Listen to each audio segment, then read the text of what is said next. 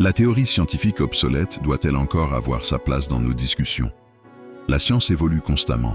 Pourtant, certaines idées dépassées persistent, ancrées dans les mentalités.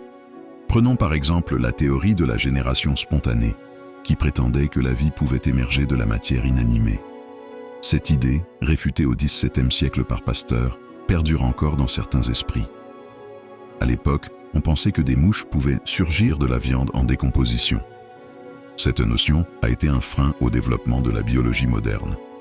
Un autre exemple est celui de la notion de phlogistique, un concept qui tentait d'expliquer la combustion.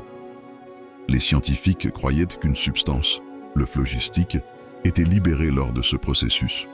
Ce modèle a été discrédité avec l'avènement de la théorie oxydation-réduction de Lavoisier.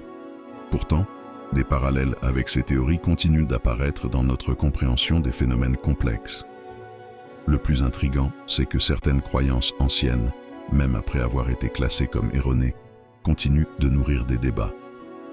Cela montre à quel point il est crucial de rester critique face aux connaissances établies. Avancer dans la science nécessite d'abandonner ces vieilles théories pour embrasser de nouvelles idées. Ce défi reste encore aujourd'hui, lorsque des paradigmes rigides s'accrochent aux préjugés et aux dogmes. La science doit rester ouverte et évolutive, toujours prête à revoir ses fondements.